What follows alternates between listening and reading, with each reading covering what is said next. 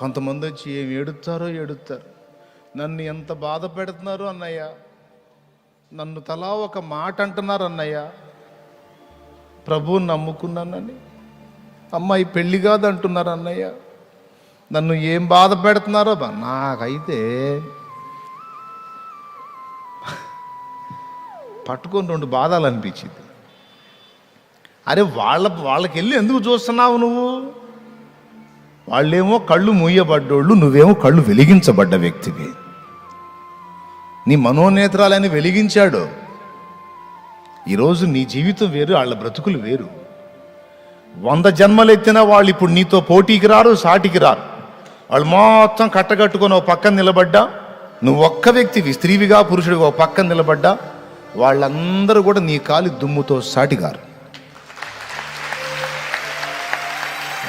వాళ్ళు అన్నారని ఫీల్ అవుతున్నావు నువ్వు, వాళ్ళు అన్నారని ఫీల్ అవుతున్నావు నువ్వు. ఏంది వాళ్ళు అనేది? వాళ్ళ బొందా ఏది? వాళ్ళ ఎగతాళి నువ్వు పట్టించుకునేది? నువ్వు ఏనుగువి, మురిగేవన్నీ కుక్కలు అంతే. దేవునికి స్తోత్రం కలుగునుగా. నిన్ను చక్కగా యేసయ్య ఏనుగంత స్థాయిని నీకు ఇస్తే కుక్కలు మురిగినానికి గందరగోళం అయిపోతావు. పిచ్చా నీకు?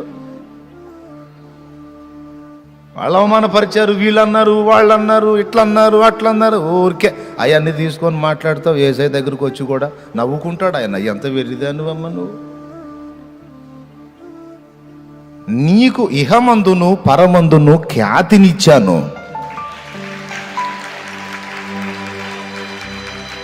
అరే వాళ్ళందరినీ పక్కన పెట్టు, కోట్ల కొలది దేవదూతలకు తెలుసు ఈరోజు నువ్వు. కోట్ల కొలది దూతలకు తెలుసు ఈరోజు నువ్వు. అక్కడుంది, అక్కడ గ్రంథములో నీ పేరు లిఖితమైపోయింది. ఎంత అంతస్తు నీది, అసలు నీ స్థాయి ఏంటి? వాళ్ళేదో నిన్ను అన్నారు, ఆడిపోసుకున్నారు, విమర్శించారు, నిందించారు, దూషించారని వాళ్ళని బట్టి గాయపడతావేం పిచ్చి తల్లి? నువ్వు నా బంగారు తల్లి అయిపోయావు, నీవు నా బంగారు కొండవైపోయావు నాన్న. నీకు నా ఒళ్ళో కూర్చునే స్వాతంత్ర్యం ఉందిరా బాబు. నేను విశ్వానికే చక్రవర్తిని, రాజ్యానికి కాదు, ఈ విశ్వ సామ్రాజ్యానికి చక్రవర్తిని నేను. నా ముద్దు బిడ్డవి నీవు, నా ఒళ్ళో కూర్చునే స్వాతంత్ర్యం ఉంది నీకు. అరే వాళ్ళన్నారు, వీళ్ళన్నారు, వాళ్ళన్నారు, వీళ్ళ మాటలను పట్టించుకుంటావు. లక్ష్య పెట్టొద్దు. వాళ్ళెక్కడ, నువ్వెక్కడ. యేసయ్య నిన్ను ఎవ్వరికి అందని కృపలో పెట్టాడు. ఇర్మియా అన్న చెప్పాడండి నాకు, ఇర్మియా అన్న చెప్పాడు, నేను మహా సెన్సిటివ్. దేవుడి దయ వల్ల ఇప్పుడు కొంచెం ఇట్లా తయారయ్యాలే కానీ, అమ్మో ఇంత మాట వచ్చిందంటే తిండి తినకుండా ఆలోచిస్తా. నా భార్యకు అర్థమైపోయింది నా ముఖం. ఈరోజు ఎవడో గదిలిచ్చాడు, ఇక నాకుంటుంది తినాలా, వీడు తిండి తినడు, ఇక ఆలోచిస్తూ ఉంటాడు. ఇక నేను చెప్పాలా ఓదార్పు యాత్రలు ఏం చేయాలి ఇప్పుడు అని. ఇక ఆమె అర్థమైపోయింది ఆమెకి. అంటే అంత సున్నితం.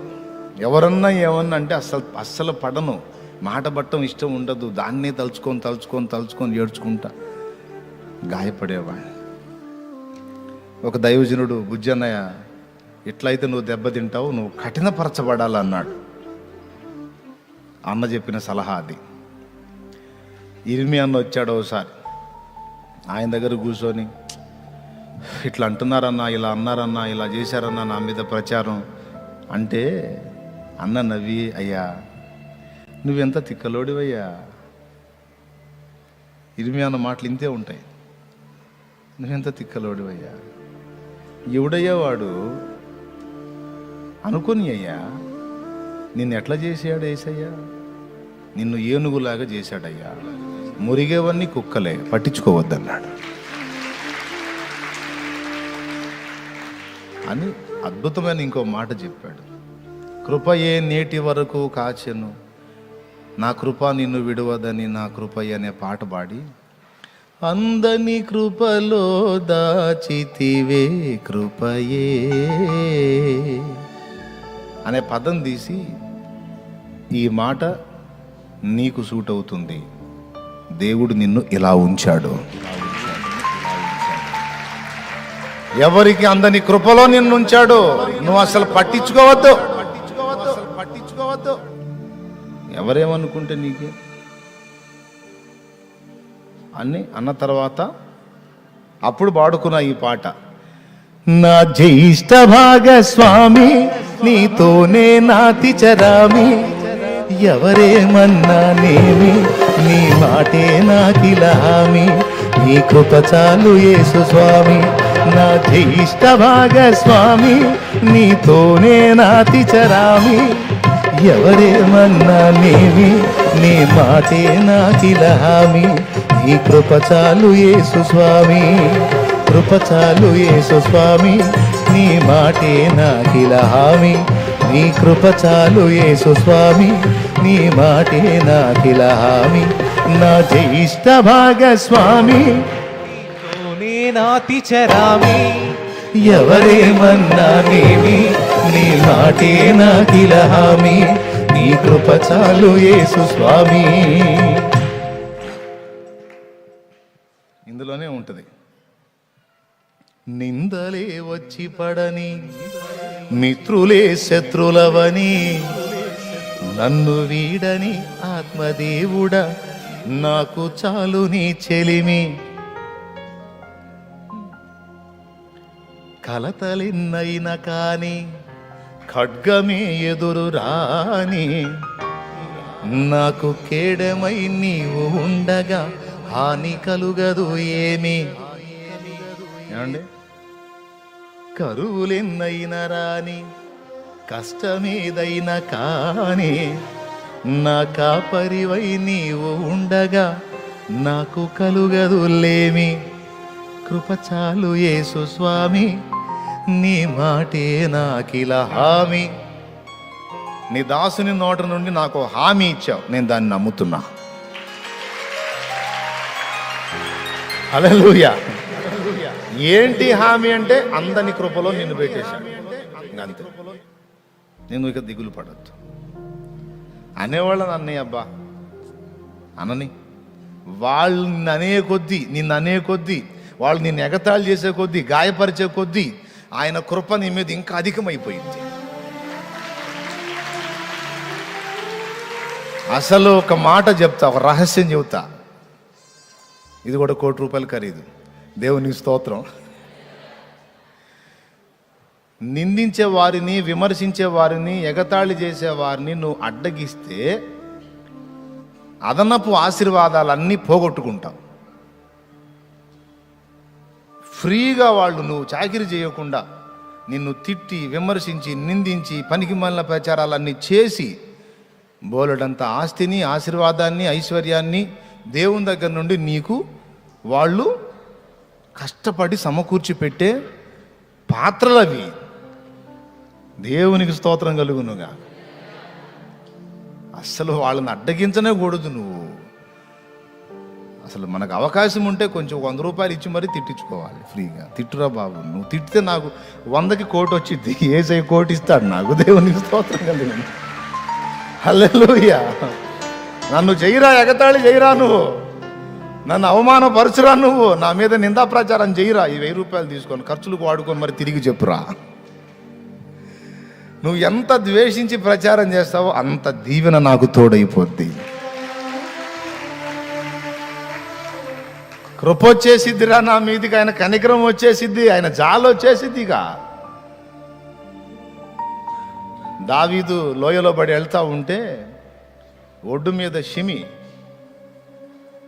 ఏమంటే దావీదు గోటి ఖరీదు చేయడు వాడు. పరిస్థితులు బాగలేకపోతే ప్రతి ఒక్కడు మాట్లాడేవాడే, మనకే మంచిదిలే. షిమి దావీదు మీద దుమ్మెత్తి పోసి, ఛీ పో, ఛీ పో, పాపాత్ముడా, దుర్మార్గుడా, నీ దుర్మార్గమే నీ మీదకి వచ్చింది. సౌలు కుటుంబానికి నువ్వు చేసిన ద్రోహానికి ఆ శాపమే నీ మీదకి వచ్చి నీకు గతి పట్టింది. ఛీ పో. ఏమండి, దుర్మార్గం చేశాడా? నాశనమైపోయే సౌలు కుటుంబాన్ని, ఇశ్రాయేలు జనాంగాన్ని తన ప్రాణాలకు తెగించి కాపాడాడు. ఎవరు? దావీదు. వీడంటాడు, ఈ పనికిమాలోడు, నువ్వు చేసిన దుర్మార్గమే నీకు వచ్చింది. ఏం దుర్మార్గం చేశాడండి? ఎవరు దుర్మార్గం చేశారు? దావీదుకు సౌలు చేయబోయాడా, లేకపోతే సౌలుకు దావీదు చేయబోయాడా? పాపం ప్రాణాలకు తెగించి గొలియాతును పోరాడి వాడిని చంపి ఇశ్రాయేలుకు జయం తీసుకొచ్చి ఇశ్రాయేలు తల ఎత్తితే ఇస్తానన్నది ఇచ్చాడా? చేస్తానన్నది చేశాడా? చేయకపోగా నమ్మకంగా కూర్చోబెట్టి టేబుల్ దగ్గర తినేవాడి మీద ఈటి విసరడానికి ట్రై చేసి, ఎంత అన్యాయం! ఎవరు దుర్మార్గం చేయబోయారు? మనుషుల తీర్పులు ఎట్టుంటాయండి. దుర్మార్గం చేసిన వాడినేమో మంచోడు అంటారు, మంచోడినేమో దుర్మార్గుడు అంటారు. ఇది మనుషుల తీర్పు. జడ్జిమెంట్ ఇవ్వాల్సిన వాడు ఇచ్చేశాడు ఎప్పుడో. హల్లెలూయా. పొరపాటు చేశాడు దావీదు కూడా. అయితే సౌలు విషయంలో కాదు. ఈ వెధవాయికి తెలియదు, విమర్శించడం తెలియచావదు. ఎవరికి? షిమీకి. ఏం జరిగిందో తప్పు దాన్ని తెలుసుకొని తిట్టడు, సౌలు కుటుంబాన్ని తీసుకొచ్చి తిడుతున్నాడు. నేను అందుకే కొంతమంది విమర్శకులకు చెప్తా, విమర్శించండి, బెస్ట్, కావాలని కాదనట్లేదు, కానీ రైట్గా విమర్శించండి. కొంతమందికి నేనే సలహా ఇస్తాను, నన్ను ఈ కోణంలో విమర్శించవచ్చు మీరని. దేవునికి స్తోత్రం. కొంతమందికి ఎలా కామెంట్ చేయాలో తెలియదు, ఎలా విమర్శించాలో తెలియదు. దానికి కూడా నా దగ్గరికి వస్తే ఐడియా నేనే ఇస్తా, ఇట్రా నన్ను విమర్శించాల్సింది అని. దేవునికి మహిమ. యోవాబు ఒక పక్కన ఉన్నాడు, అభిషై ఒక పక్కన ఉన్నాడు. మేనమామ మరియు రాజు. కడుపు మండిపోతుంది ఆ షిమీ మాట్లాడలు వింటుంటే. అభిషై ఉండబట్టలేకపోయాడు. రాజువైన నిన్ను చచ్చిన కుక్క వంటి వాడు ఇంతలేసి మాట్లాడుతుంటే నువ్వు చూస్తా ఎందుకు ఊరుకుంటున్నావు? నీ రోషం ఏమైంది? నువ్వు ఓపిక పడతావేమో, నా వల్ల కాదు నువ్వును. వాడిని చేరబోయి వాడి తల తీసి నీ కాళ్ళ దగ్గర పెడతానన్నాడు. అప్పుడు దావీదు ఏమన్నాడు తెలుసా? మీకు ఆవేశం ఎక్కువ, ఆలోచన తక్కువరా, కాస్త తాగండి అన్నాడు. మీకు తొందరపాటు ఎక్కువ నాయనా, కాస్త తాగండి. వాడు నాకు ఫ్రీగా మళ్ళా సింహాసనం తెచ్చేటట్టు చేస్తున్నాడు, వాడిని తిట్టనియండి. వాడు నన్ను తిట్టడం వల్ల ఆయన కనికరం మళ్ళా నా మీదకి వచ్చి నేను పోగొట్టుకున్న సింహాసనం యెహోవా తిరిగి నాకు దయచేయునేమో. ఆయన సెలవు లేకుండా నన్ను తిట్టి బతకగలవాడెవడు?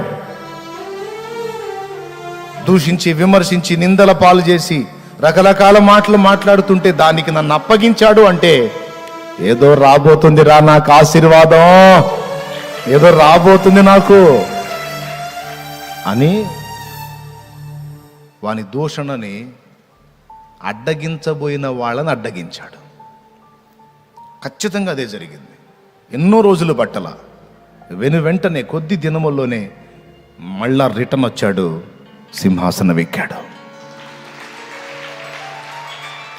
సింహాసనం ఎక్కక ముందే చీ పో అన్నాడు. చూడు వెధవాయ్, త్రోవలో ఉండగానే పోయి కాళ్ళు పట్టేసుకున్నాడు. ఎవరిది? దావీదు పాదాలు పట్టేసుకున్నాడు. పట్టేసుకుని ఏమన్నాడు? నీవు అవకాశం ఇస్తేనే నాకు బ్రతుకు, లేకపోతే సస్తానయ్యా. వదిలేరా, సావద్దులేపో, బతికిపో అని అవకాశం ఇచ్చేశాడు. అది కాబట్టి ఎవరైనా నిందల పాలు చేస్తుంటే, నిందా ప్రచారాలు చేస్తుంటే, దూషణ పాలు చేస్తుంటే, అవమానంగా మాట్లాడుతుంటే, సొంత వాళ్ళు కానీ, బయట వాళ్ళు కానీ, చుట్టాలు కానీ, పక్కాలు కానీ, మన ఇరుగు పొరుగులు కానీ, ఎవరైనా సరే చేస్తే ఫ్రీగా నీకు ఆశీర్వాదాలు తెచ్చి పెడుతున్నారు కనుక ఏం చింతపడద్దు. దేవుడు నిన్ను అందరినీ కృపలో దాచిపెట్టాడు. ఓకేనా? అది ఎన్నో చరణంలోకి వచ్చాం? 2వ చరణమేగా. ఏమంటున్నాడు? అబ్రాహాము, దావీదు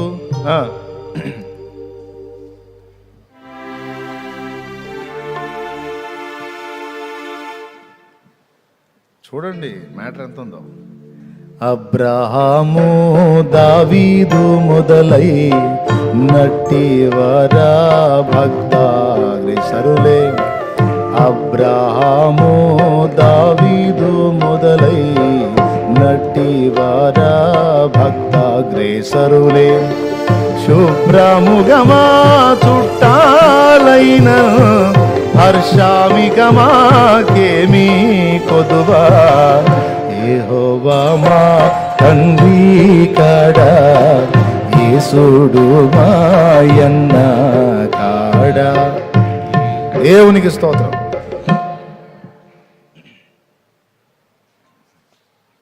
మన కమిటీలో నుంచి తీసేద్దాం, మన సంఘంలో నుండి వెలేద్దాం, మన సమాజంలో నుండి వెలేద్దాం అన్నారా? ఎంతో ఆప్యాయంగా ఉన్నవాళ్ళే వదిలేశారా? మంచిది కాదు, మంచోడు కాదని తీయబెట్టకుండా అతుక్కొని రాసుకొని పూసుకొని తిరిగే వాళ్ళు వదిలేశారా? ఒంటరిని చేశారా? ఒంటరి గోవనయ్యని పాట పాడుకుంటున్నావా? సింగిల్ కూర్చొని ఒంటరిగో ఆ పాట పాడుకుంటున్నావా? సరే పాడుకో, కాసేపు ఏడు ప్రార్థన చేసుకుంటానికి కన్నీటి ప్రార్థన వచ్చిందిలే, పాడుకో.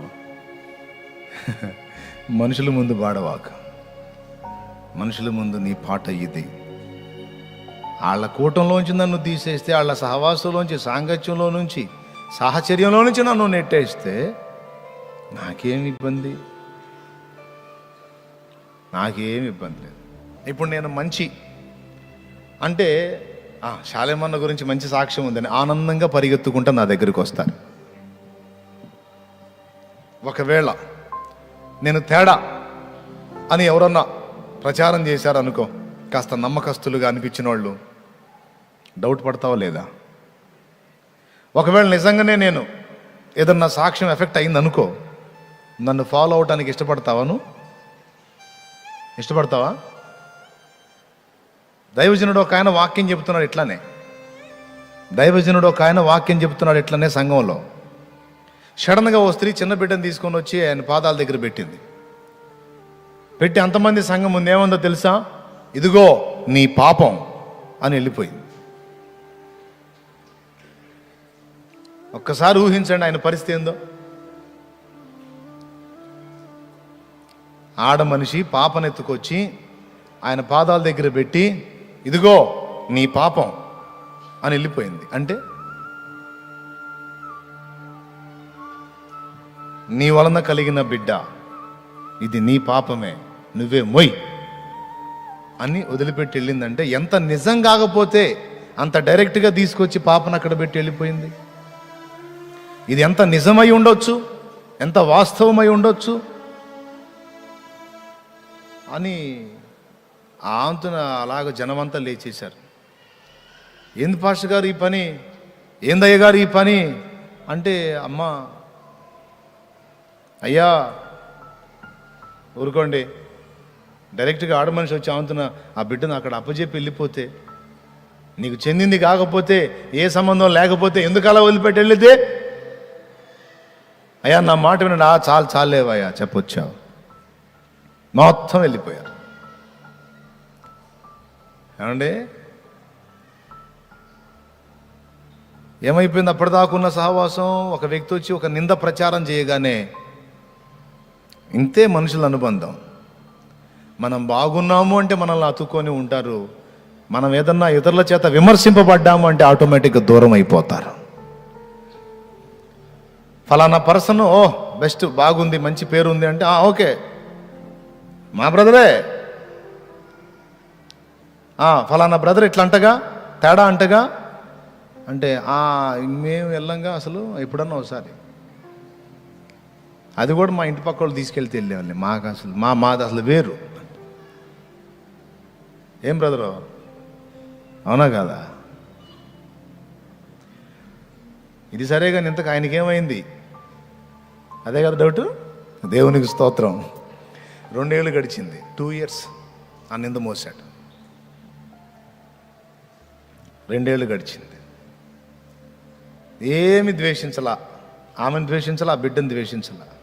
కన్నీరు గార్చి ప్రార్థన చేశాడు, పర్వాలేదులే ప్రభా, మనుషుల అనుబంధం ఇంతే ఉంటుంది, ఏమోలే అందరూ వదిలేసి వెళ్ళిపోయినా ఈ చిన్నదాన్ని నాకు ఇచ్చారు స్తోత్రం అనుకొని ఆ చిన్న బిడ్డని పెంచడం మొదలుపెట్టాడు.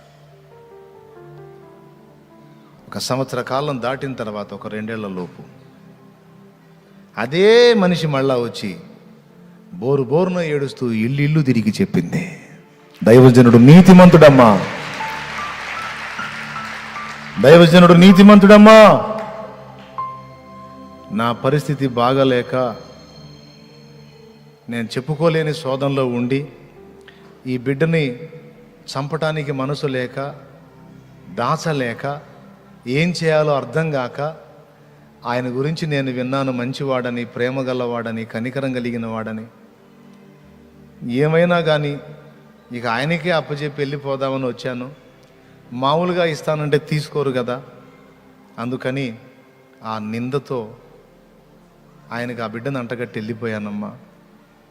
మీరు అనుకున్నట్టు ఆయన దుర్మార్గుడు కాదు, పాపాత్ముడు కాదమ్మా, ఆయన నీతిమంతుడు, నేనే తేడా అని మొత్తం ఇల్లు తిరిగి చెబితే అదే స్త్రీ సంఘమంతా ఏడ్చుకుంటూ వచ్చి నిలబడ్డారంట ఆయన ముందు.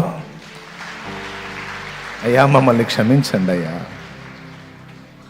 అన్యాయంగా మిమ్మల్ని ఇతరులు చెప్పిన మాటలను బట్టి అనుమానించి, సందేహించి, మీ గురించి తేడాగా అనుకున్నాం, క్షమించండి అయ్యా అని ఏడ్చి పాదాలు పట్టుకోపోతే నో తప్పు, అలా అనుకోవద్దు, పర్లేదు, నాకు తెలుసు. ఈ సాక్ష్యం ప్రబలి అంతకుముందు ఒకంత ఉండే సంఘం 4 గంటలు అయిందట.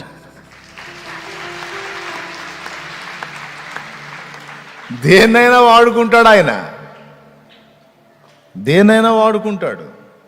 పాపం నీతిమంతుని మీద ఇంత నింద మోసాడంట, పాపం ఏ పాపం ఎరగకుండా ఈరోజు వాస్తవం తెలిసింది, అందరూ వెళ్ళిపోతున్నారు అని మిగిలిన వాళ్ళకు కూడా తెలిసి అంతా ఏకమైపోయి ఇంత మంచి భక్తుడు, ఇంత గొప్ప దేవుని సేవకుడని ఆయన వెంబడించారు.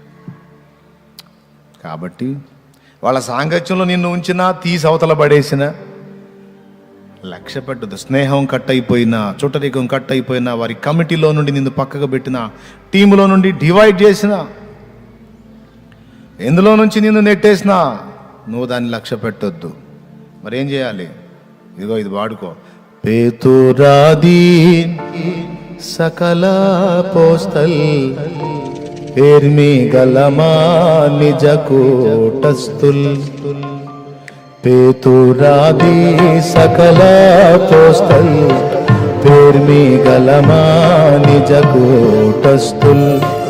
పేతురాది సకల పోస్తల్ పేర్మి గలమా నిజ కూటస్థుల్. ఖ్యాతి సభలో మేమున్నప్పుడు, ఖ్యాతి సభలో మేమున్నప్పుడు, ఘనతాలిక మాకేమీ కొదువా. యెహోవా మా తండ్రి కాడా, యేసుడు మాయన్న కాడా. యెహోవా మా తండ్రి కాడా, యేసుడు మాయన్న కాడా. ఖ్యాతి సభలో ఉంది నీ పేరు. ఖ్యాతి సభ ఇక్కడిది కాదు, అక్కడిది. దేవదూతల సభలోకి ఎక్కే నీ పేరు. ఇక్కడ నీకు ఆధార్ కార్డు లేకపోయినా దిగులు లేదు, రేషన్ కార్డు లేకపోయినా దిగులు లేదు, ఇక్కడ ఏ కార్డు ఉన్నా లేకపోయినా దిగులు లేదు. అక్కడ ఉంది నీ కార్డు.